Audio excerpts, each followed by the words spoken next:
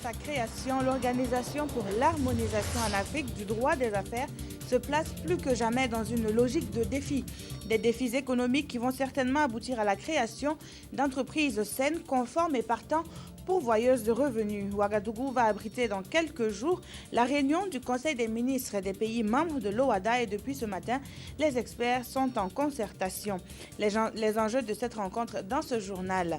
Ces enjeux à lui ne sont plus à démontrer. Le programme de développement intégré de la vallée de Samandeni est à une année de son échéance. Les bailleurs de fonds se sont rendus sur le site de la qui du reste accuse un retard. Mesdames, Messieurs, bonjour et bienvenue à tous. Avant de développer cette triste nouvelle, nous l'apprenions hier, peu après 20h. Le colonel Félix Thiemtarboum est décédé à Paris de suite d'une courte maladie à l'âge de 78 ans. Colonel de l'armée burkinabé à la retraite, Félix Thiemtarboum est aussi l'un des pionniers des forces armées nationales. De son vivant, il a occupé des postes de responsabilité ainsi de février 1971 à février 1976. Il est ministre de la Jeunesse et des Sports. En novembre 1980, il occupe le poste de ministre des Affaires étrangères. C'est le football qui le révèle au Burkinabé. Il a dirigé l'Union sportive de Ouagadougou de 1987 à 1988 et est élu président de la Fédération burkinabé de football de 1998 à 1992. Puis il reprend du service à l'USO jusqu'en 2012, date à laquelle il est déclaré président à vie de l'Union. Nous reviendrons plus en détail sur le triste événement dans nos prochaines éditions. En attendant, toutes nos condoléances les plus attristées à la famille endeuillée et à la grande famille de l'armée et du sport. La suite du journal et nous prenons la direction de la primature où le Premier ministre a reçu en audience ce matin même l'ambassadeur de Chine-Taïwan. S'il la qualifie de visite de courtoisie, il faut souligner que cette rencontre avec Luc Adolphe Thiaw a été l'occasion pour le diplomate d'évoquer l'évolution de la coopération. Il en parle à sa sortie d'audience au micro de Yolande Lompo. On a parlé beaucoup de projets de coopération, surtout les projets que nous mettons en exécution actuellement, comme pour le projet de l'hôpital national Blaise Compaoré, la formation de professionnels, surtout le fonctionnement du centre de Zignaré. Et aussi, on a évoqué aussi des problèmes qu'on voudrait résoudre ensemble. Au centre de Zignaré, des enseignants, ils demandent d'augmenter le salaire, tout ça. Et finalement, au niveau du gouvernement burkinabé, on ne peut pas les satisfaire. Il y a la grève, tout ça. Mais pour nous, on voudrait mettre fonctionner normalement ce centre. Donc, comment trouver une solution qui pourrait accepter par tout le monde? C'est très important. Voilà, c'est ce qu'on discute aujourd'hui avec le Premier ministre. Mais non, les solutions ne sont pas tout de suite. Donc, on devait encore continuer à chercher, travailler avec les techniciens de la formation professionnelle. Et même pour les autres projets, c'est pareil. Je vous le disais en titre, les experts des pays membres de l'Organisation pour l'harmonisation en Afrique du droit des affaires sont réunis à Ouagadougou. Plus connue sous l'appellation OHADA, l'organisation fête 20 années d'existence et les place sous le signe des réformes. Des réformes pour faciliter la création des entreprises et pour s'adapter aux nouveaux défis économiques. Moumouni Soubaïga. Pour préparer le Conseil des ministres, ces experts de 17 pays membres de l'OHADA, l'Organisation pour l'harmonisation en Afrique du droit des affaires, ont à l'ordre du jour 5 questions à examiner. Au nombre de celles-ci, la révision du règlement de procédure de la Cour commune de justice et d'arbitrage et l'acte uniforme relatif aux droits des sociétés commerciales et regroupements d'intérêts économiques. Il y a le règlement de procédure de la Cour commune de justice et d'arbitrage. Dans quelles conditions va-t-on devant cette cour qui est basée à Abidjan? Est-ce que ça satisfait à tous les citoyens de l'espace OHADA? qui compte 17 pays aujourd'hui. Il y a eu quelques difficultés de parcours depuis une quinzaine d'années que nous avons commencé à pratiquer donc l'acte qui est en vigueur, c'est-à-dire la loi commune qui est en vigueur dans ce domaine. Il est question de faire cela pour adapter ça aux besoins nouveaux.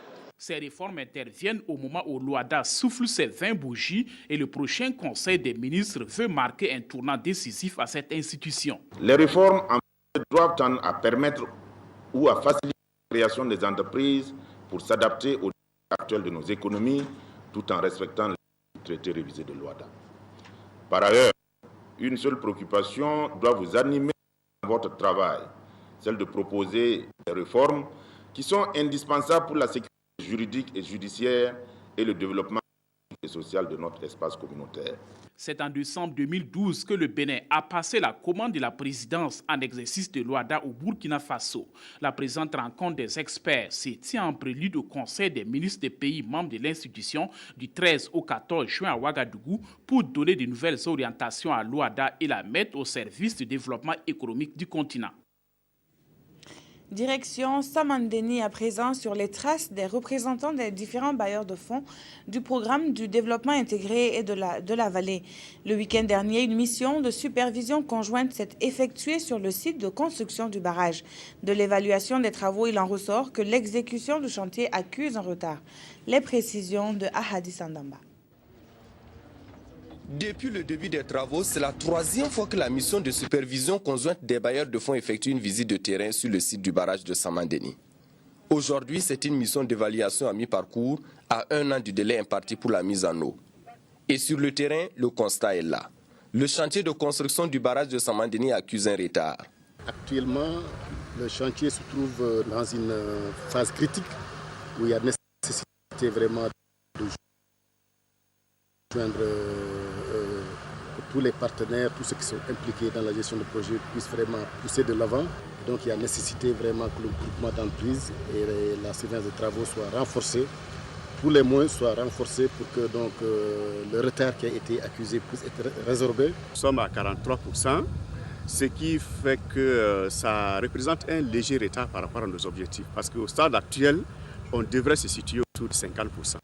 Donc on a un léger retard à rattraper. Cette visite également des bailleurs de fonds nous permet de mettre, comme nous le disons chaque fois, la pression sur nos partenaires chargés de réaliser les travaux sur le terrain. Face donc à la situation, au niveau de l'exécutif burkinabé, on entend mettre les bouchées doubles pour que le délai soit respecté. En tant que représentants donc, du gouvernement, nous allons les rendre compte à travers donc, notre rapport de mission.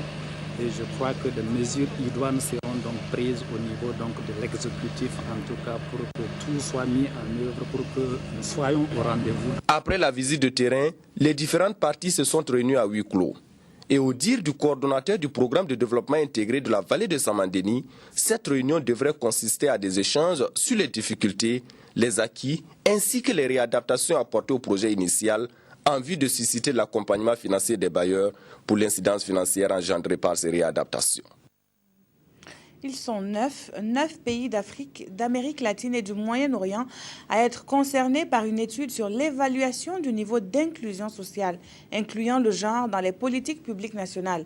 Et c'est ce jour même que l'étude a été lancée et ces enjeux sont expliqués aux participants à Ouagadougou. Sali Nana nous donne ces explications. L'inclusion sociale consiste à faire en sorte que tout individu d'une nation en situation de handicap et personnes vulnérables ou marginalisées bénéficie des fruits de la croissance et participe au développement de leur société. La problématique de l'inclusion sociale est une des préoccupations de l'UNESCO et cet atelier de lancement du projet de l'UNESCO vise à mettre à la disposition des États membres une méthodologie qui permettra d'évaluer, de comparer et d'améliorer le niveau d'inclusivité sociale incluant la dimension genre des politiques publiques. Outre le Burkina Faso, le projet pilote concerne le Niger et le Sénégal dans la région Sahel, ainsi que 3 pays du Moyen-Orient et 3 pays d'Amérique latine. Si je prends simplement la population des handicapés, dans certains pays de la sous-région, ils constituent aujourd'hui plus de 25%, 30%. Aujourd'hui, faire de l'inclusion sociale un axe programmatique, c'est simplement créer les conditions du développement parce qu'aucun de nos pays ne peut décoller s'il ne compte pas sur toutes ces forces. Et je pense que les populations marginalisées sont aussi des forces sociales sur lesquelles nous devons compter. Le Burkina Faso est aussi confronté à la problématique d'inclusion sociale et c'est pourquoi le premier responsable du département de l'action sociale apprécie et soutient l'appui technique et financier de l'UNESCO dans ce processus d'évaluation. Nous avons surtout apprécié deux aspects. D'abord, la pertinence de cette étude qui indique que nous en avons besoin parce que les réalités sont là et il faut connaître davantage le phénomène. Deuxièmement, la philosophie. Faire en sorte que les citoyens burkinabés, vous et moi, assister tous les jours, parfois dans des situations difficiles, parfois malgré nous, ne se sentent pas marginalisés. C'est cette philosophie que nous avons perçue dans cette étude et c'est pour cela que nous leur disons merci. Ils vont nous accompagner, nous sommes en réflexion et je crois que cette réflexion va bénéficier de leur réflexion à eux. Ce panel de décideurs, d'experts, d'universitaires, mais aussi de citoyens représentant les groupes vulnérables permettra de faire l'évaluation des politiques publiques afin que les gouvernements puissent créer des conditions favorables à l'inclusion.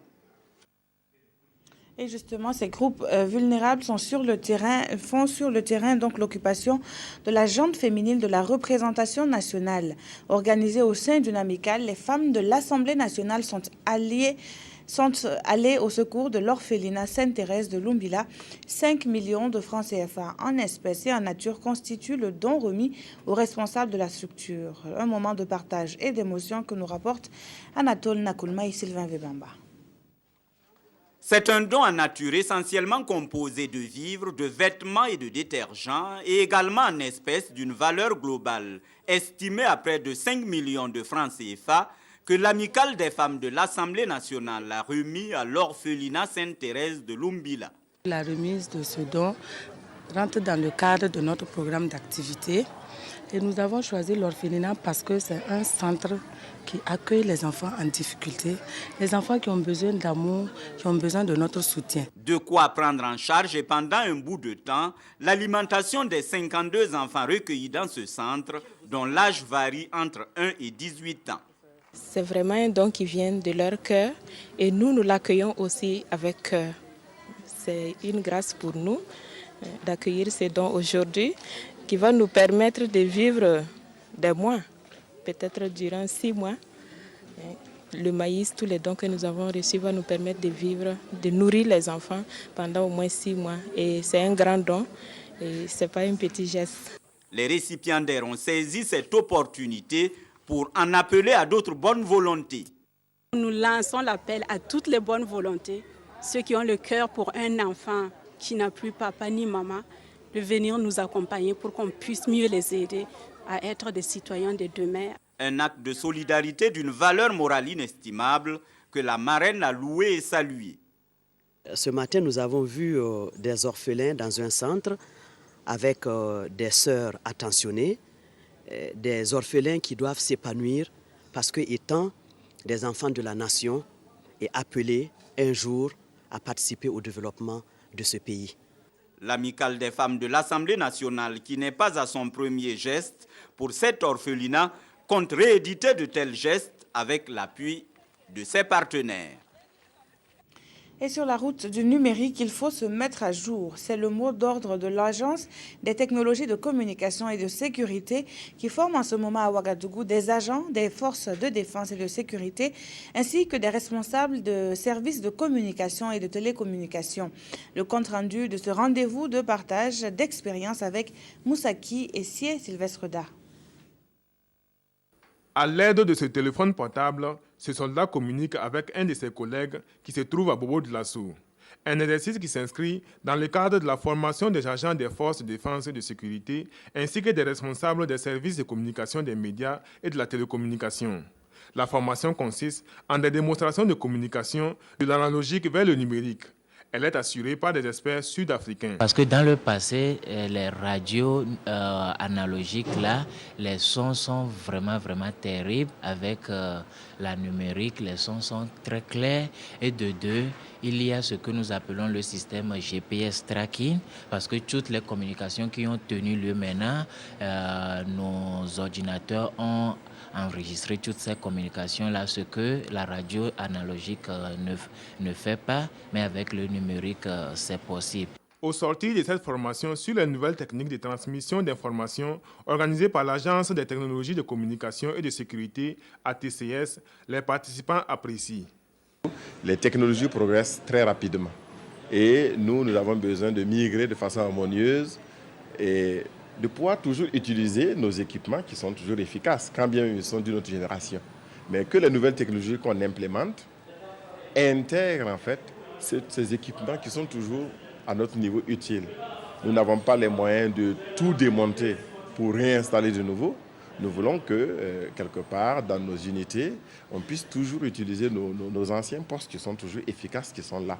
Cette rencontre a réuni des participants venus du Togo, du Ghana, de la Côte d'Ivoire et bien sûr du Burkina. Elle a constitué un véritable cadre de renforcement des capacités de ces agents en matière de communication inter-services.